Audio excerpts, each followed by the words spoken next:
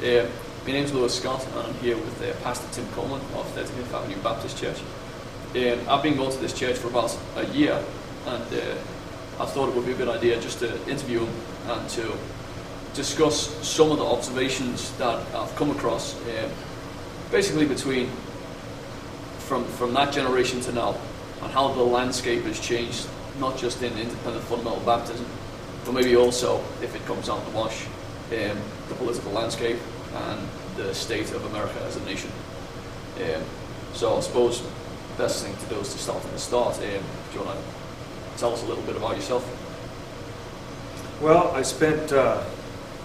had the privilege of being for 21 years under the ministry of Brother Hiles, and actually he had influence on me before I went to Bible college. But I went to Bible college in 1975, fall of 1975, and crammed 4 years into 7 because I worked for the college on work scholarship my second year. Starting my second year there, I began to work on work scholarship, and it was a growing, booming college during those days. Just incredible growth, always jam-packed, and hallways. I remember the hallways crowded, stairwells. You're like waiting to get up to the second floor, get down to the second floor.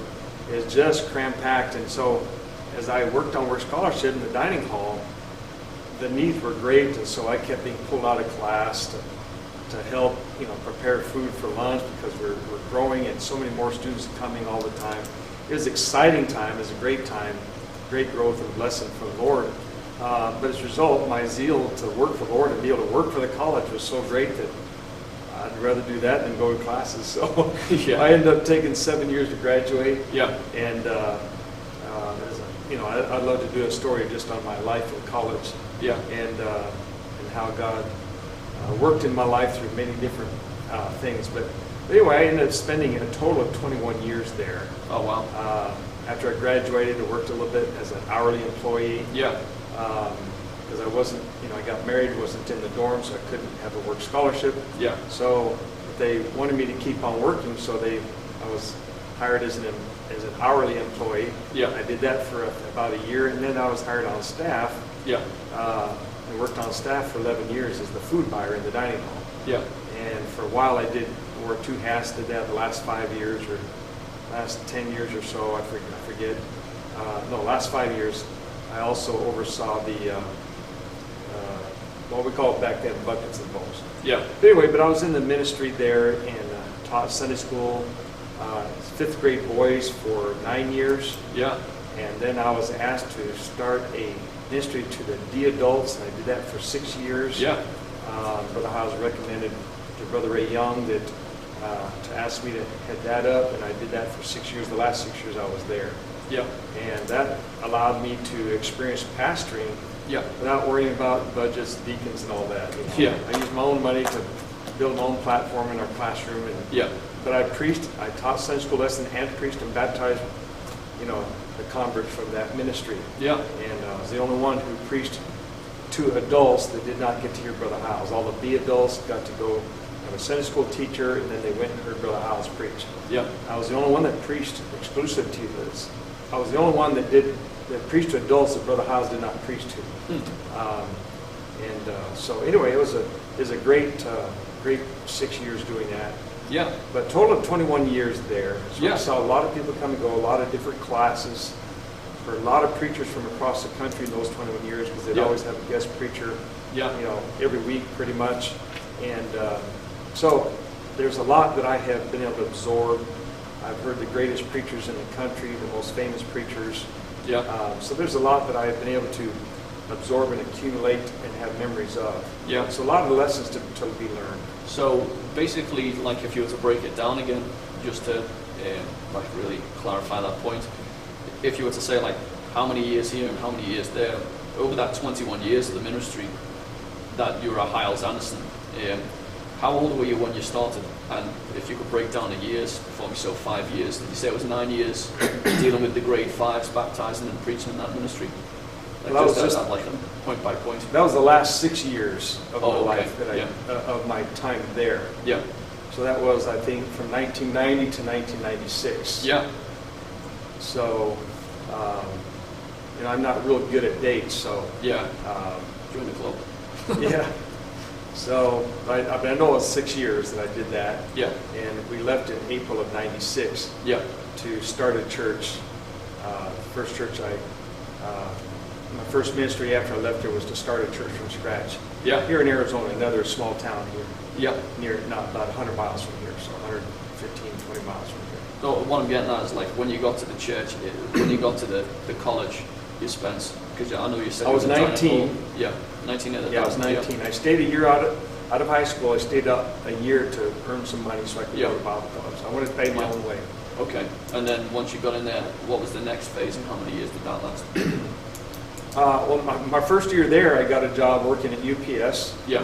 like a lot of guys did. Yeah. I got on during the Thanksgiving, Christmas holiday season for the Christmas rush for all the packages people send. So, and then so I did that, and then got laid off in I think early January. Yeah. And but of all, I think they hired like 80 college students, men, to work there during the Christmas rush, and we all got laid off. But when but we made a record there. Yeah. And so I was one of 2 guys. Yeah. Was called in. I remember the guy who's in charge of getting jobs for students. He called one of the guys named a guy named Mike Cole. Yeah. He and I were the first 2 guys. By the way, Mike Cole was a roommate of my brother Mark at Bob Jones University many years before. I thought this was kind of odd. Yeah. He and I were the first ones called back to be hired permanently full. Yeah. And it's a part-time job, but be hired, regularly, not just for Christmas rush. Yeah. And so I worked at UPS another year. Yeah. Or not quite a year. I finished out that year, I guess, in the summer. And so my second year of Bible college, I was still working at UPS. And but anyway, at the end of my second year, that summer I think was when I first started working, not on work scholarship, but I began to work at the cemetery that the church owned and operated. And how long And did that then last? that fall, I started on work scholarship. I applied for it and got a job. So summer to Work fall, you were scholarship. working at the cemetery?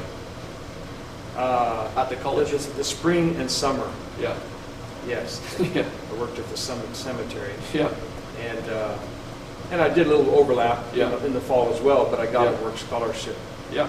And sometimes I'd get done there, and then I'd run over to the cemetery and do some work. But eventually I had to drop the cemetery work. So a couple Because of I'm years. the kind of guy that Yeah. puts my head to the plow, and I just, I was on a 20-hour work scholarship, but I worked 80, 90 hours a week, sometimes more, Yeah. because I loved it. I get to Yeah. work for the Lord, Yeah. full time, Yeah.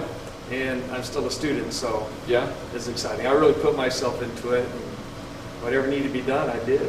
Yeah. I did my best. So that was 2 years of like out and about work in the world while you're at college. Yes, It's led yeah. to the first opening was work Yeah, at the here in the cemetery at Cursing college. and, Yeah. downtown Chicago, Jefferson Yeah. Hub. Yeah. Yeah. So where would your hangouts have been at that time? You would have seen a lot of Chicago. Is that right? No, I did. I'd carpool. I didn't have Yeah. one car. Yeah. So I'd carpool with guys Yeah. and ride. And, when you're in college, in those days, you slept whenever you could. So if I wasn't driving, I was trying to sleep, or maybe I'd be studying, going over, Yeah. cards for biographies of great men or something like that. One of these classes that required a lot of memorization. Yeah. But yeah, and I'd just go to work, Yeah. and then we'd come back, carpool back, Yeah. sometimes stop at the store, get some stuff, Yeah. But no, I didn't, I never went up the Sears Tower until Yeah. later I took my wife. Yeah. I didn't go on activities much. So it wasn't play, it was away. The few dates I had in college, Yeah. on activities, that's about it, so. Did you find generally that was kind of the pattern for the other men there as well, and young women, that was generally one of getting your head stuck into studying? It was like boot camp. I mean, it's like Yeah. constant boot camp. It's really Yeah. high stress, high pressure. Me, I loved it. Some Yeah. people didn't deal with the pressure well. Some quit, Yeah. got bad attitudes. But I wanted to serve God with everything I had. Yeah. And I loved the challenge. I loved the motivation of preaching that Brother Hiles did. He was great. He was a great motivator, great Yeah. leader. Mm. He's a hard worker himself. I'm the hardest working man I've ever known. Yeah. So, he gave his life to the Lord, and he proved it by the way he lived Yeah. and preached at work and traveled across the country preaching, trying to stir up preachers and so forth. So I did I tried to emulate that in his Yeah. work ethic. And Yeah. I just worked constantly. So was your goal when you got there, even though you were working on the world, did you ever think at any point that you wanted to try and work your way up and eventually, be, anything involved as far as the college administration is concerned?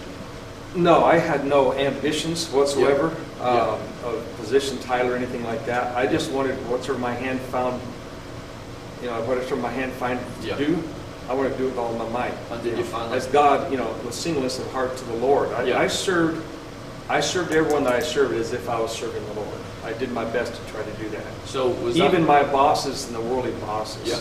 You so that was like was that the general atmosphere that you felt like on campus, where basically there was like people wanted to serve the Lord more than anything, or did you find that there was an element within the campus where people wanted to, more than anything, you seem to be striving for recognition or to be trying to attain onto a position within Hyles Anderson? Or did it feel like a kind of place where... Oh, obviously you have Well, all of the that. position. When you have a bunch of Yeah. people together, you can have a gamut Yeah. of motivations. Yeah, I'm just telling you that for me, yeah, I just was, I'm a dirty, rotten sinner, deserve to die and go to hell. So Yeah. I'm glad to be used of God. Anything. My greatest desire was to be used of God. In fact, Yeah. I learned the song, to be used of God, to sing, to preach, to pray.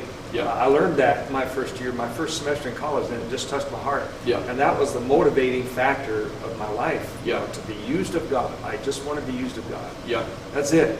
Now, yes, I was there 21 years, so I saw a lot of people yeah, who had a great range. We had people that came because their parents were thinking, oh, the college was doing good. Yeah. They had no desire to be there. They Yeah. didn't love the Lord. They just, they would skirt the rules. And so in an environment like that, you're going to have all kinds of people. yeah. I mean, just you name it.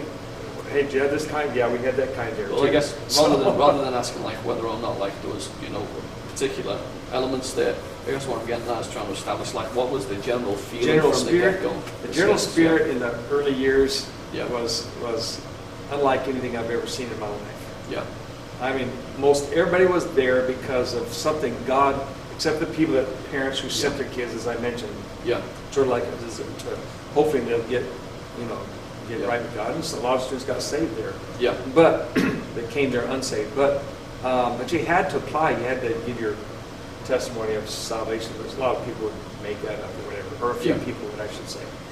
But anyway, but the general spirit was just fabulous. A Yeah. spirit of, most everybody had been influenced by Brother Hyles preaching in their church yeah, or their Christian school.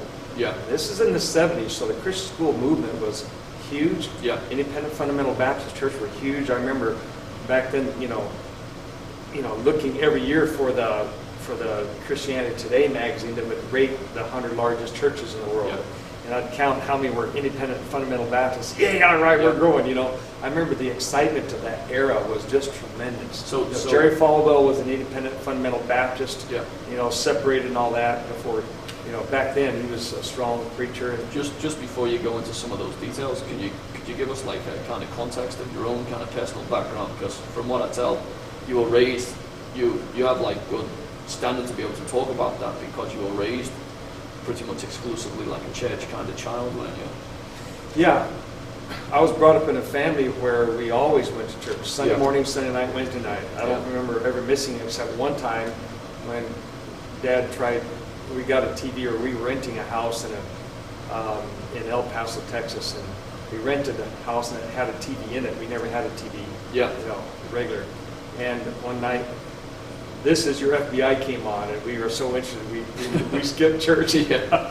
It is like That's such terrible. a terrible Yeah. thing, Yeah. So I was brought up going to church all the time. In Yeah. fact, to me, that was a great thing. The next, probably even greater than that, but without church, we wouldn't have done this. So were But there Dad nine, had a were there rule nine in our children at house. that point? What's that? Were there 9 children at that point? Because I'm thinking, Yes. surely at least somebody would have piped up and said, shouldn't we be at church? Oh, no, at that time, I was Yeah. I think I was let's see, I think that was the year I'd already graduated from high school. That was the year I was working, so there's really only 4 of us home. Oh, okay, yeah. No, three children. Yeah. I have 2 younger brothers. That's all right. I interrupted. So it was just the last 3 of us Yeah. and Mom and Dad, I think. The And guilt unless my lies with years you, were right? off, then it might have been 4. Yeah. Yeah. But at the most, there was 4 children home at the time Yeah. that happened. Yeah. So, yeah, that could have been my junior year, possibly. I don't know. Anyway, So you would. but no, Dad had a rule established early that no Bible, no breakfast was done in our house. Yeah. So we always ate breakfast together. We always ate meals together. We didn't go and pick and get what we wanted. Yeah. Mom prepared meals. Yeah. She prepared breakfast. Every day it was oatmeal, unless Yeah. we were running out. Then it was cornmeal or Mm-hmm. cream of wheat, which I hated when we ran out of oatmeal, because I love oatmeal to this day. Yeah. But just oatmeal, sugar and milk. That was Yeah. our breakfast. And in fact, I have a picture of my office. Mhm. That Dad took one time, we're all sitting at the table, Yeah. bowls of oatmeal sitting on the table, the sugar's melting, and a pitcher of milk. But we all have our Bible in front of us. We're taking turns reading verses. We Yeah. always read a chapter every day Yeah. before we ate. Mm. Dad was very strict about that. And I Yeah. thank God, because I got a lot of scripture in me, Yeah. even when I maybe didn't really like doing that. Yeah. As a teenager, a young person Those, yeah. enjoys that. Mhm. We'd rather go play or do what we want to do. Yeah. But Dad was very strict. So I had that. I had a good Bible background. Always went to church, heard a lot of preaching. They weren't necessarily the best of churches early on, Mm-hmm. but my senior year in high school, I got saved when I was 11 years old Yeah. in a Bible church, Yeah. Grace Bible Church in Elkhart, Indiana. What you mean by Bible church? I think it had its birth during the Billy Sunday years. Okay. They built a tabernacle. The first building, I believe, was a tabernacle on 2nd Street in Elkhart, Indiana, Yeah. which is now some other religious institution uses it. Yeah. But I think that's what I remember being told, that it was birthed through the revivals that Billy Sunday conducted. Yeah. So he wasn't necessarily a Baptist. Yeah. So just So that was like a preach name? the Bible. Would you And call so- it a Bible church? Yeah, there's a Yeah. lot of Bible churches. In fact, there's a church called Grace Bible Church here in Phoenix. Ah, I okay. think, or Yeah. Glendale maybe. Yeah. And we had some good friends visit. The songbooks we use now were given to us by a Bible church over in Yeah. Illinois. Some dear folks that were on vacation came here. Yeah. Love the services, love the preaching, love the singing. Yeah. And they saw our songbooks were in bad shape. They donated a bunch of them. Yeah. So, Grace or Bible churches have been good churches, not just necessarily Baptist, not as strong on soul winning and separations as I am now. Yeah. But it varies. Some Yeah. of them are, some are But not. the gospel was right. Some of them change and don't use the Yeah. King James Bible. These people did, and to this day, I count them as dear friends. So they used the KJV to this day. Well, the people that came and gave us the song, Yes, yeah. their church does. Yeah. But all of them done. In fact, I think the church that I got saved in, I don't think they do anymore, but I'm not Yeah. positive. So they kind of Don't hold me compromised a back. little over the years, but they had the right gospel at that time when you went Yes. there, yeah. Yeah. And the right Bible, right? Right. Yeah. But when I was a senior in high school, that's when I really, my youngest brother was out putting a bicycle together or fixing it, one or the other, repairing a tire maybe, my brother Lewis. And a bus worker Yeah. came by, working his bus route, going door to door, Yeah. and handed him a flyer, invited him to the church. And Yeah. my brother Lewis was impressed that, someone besides Jehovah's Witnesses and Mormons were going door Yeah. to door. He came in the house, told mom and dad, or told mom was dad was at work. When dad came home, mom told dad, and dad said, because we've been visiting all kinds of different churches at that time. We're new to El Paso. Yeah. Just moved there in August, I think, and this is like September now, and school had started, and this guy came visiting his bus route. Mm-hmm. And dad was impressed, so we visited that church, and we went there my whole senior year. Yeah. So it was the only time our family went on a regular basis to an independent fundamental Baptist church. Yeah. My senior year, the most influential year of my life, Yeah. I had never actively been out soul winning. Yeah. I'd gone doing surveys with groups from the church, religious surveys with Yeah. cards and asked certain questions, but never, Serious soul. trying to get people saved Yeah. on the spot, give them the gospel, explain it to them, and try to win them to Christ. Yeah. So that church changed my life, because that church, Brother Dean Lane was the pastor, Bel Air Baptist Church, El Yeah. Paso, Texas. And God did a work in my life, and I got the zeal, desire to win souls, Yeah. to serve the Lord. And that's the year I decided to give my life to the Lord. I decided, 6th grade boy at Bible camp, Yeah. that my Sunday school teacher, Frank Wilker, paid for me to go to summer Bible camp. That's when I dedicated my life to the Lord, to be whatever He wanted me to be. Yeah. But I didn't know what He wanted me to be until my senior year. That's when I knew and felt strong and knew that God was calling me to be a preacher of the gospel. Yeah. And Sunday pastor. So just out of interest, what's the evolution of the gospel being the gospel presentation? Have you witnessed much of a difference in or even the politics surrounding how the gospel should be given? You know, how preachers will make an issue regarding tracts. Preachers, street preaching back then. The actual delivery itself and the Romans road. Is the Romans road pretty much like what was the means of saving a soul back then? Is it similar scriptures that you see being used now and methods? Or what differs? Yeah, early in my life, of course, before I was in an independent fundamental Baptist church, it was not actively going soul winning all the time. Yeah. It is the typical John 3:16 and John 3:5 and so forth, talking about being born again. The born again method was I'm not so sure people understood it as well as I understand it now. Yeah. And came to understand it in my college days. Yeah. But there's so many different plans and ways that you can lead someone to the Lord into saving knowledge of Jesus Christ. Yeah. From just about anywhere in the Bible if you know it well enough and can explain the setting and so forth, because it's all the Word of God and the gospel is throughout. Yeah. But when I went to Bel Air Baptist Church, Brother Dean Lane gave us he taught us to use the Romans road because it's so simple. So today, 40 years later, I'm still using what we call the Romans road. Yeah. I've honed it down a little bit personally myself. Yeah. But to me, it's the best presentation because it covers first base well. Yeah. That we're sinners. Yeah. And I don't like the 1, 2, 3, pray with me. Real quick, go through all the Romans road and then try to get something. I'm not like that at all. Yeah. I believe I got a reputation when I was even my senior in high school. Yeah. Everybody in our youth department knew that I was the guy that took a long time. Yeah. And one time I was the last to get on the soul winning bus, and somebody said, "Oh, that's Tim Coleman. Yeah, he's probably only in about Psalms by now." They would joke about how thorough and long I would take because I wanted people to really understand what they're doing. Because I learned this phrase a long time ago: "The man convinced against his will is of the same opinion still." Yeah. So you can sell someone the gospel, but if they don't buy into it when they believe it with all their heart, then you possibly, if you get them to say a prayer, you might have made someone twofold a child of hell. So just for the record, in a nutshell, what you believe it takes to be saved. I mean, people talk about easy believism. From my understanding, you are easy believism, but you're just more thorough with it's easy to believe, but you've got to really believe. Yes. Easy believing is it's a bad term. I don't like that term. People preach against easy believing. Well, it is easy. God made it easy so that little children can come to Christ. Yeah. But you have to really believe. It's not easy thinkism. It's easy believism. Yeah. So it's very clear. John 3:16 makes it very clear.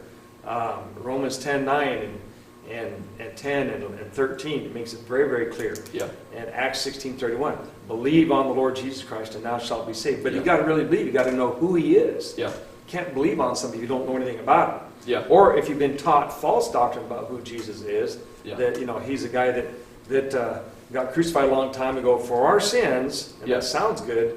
But then if they teach that you got to go to Mass and have Him re-offered as a sacrifice, a bloodless sacrifice through the Eucharist, well, that's not the same Christ. Yeah. Because Jesus died once for all, the Bible says in Hebrews chapter 10. Yeah. And so this man, this high priest of ours, is different than any other priest who offers often the same sacrifices every day, but Jesus offers Himself once forever. Yeah.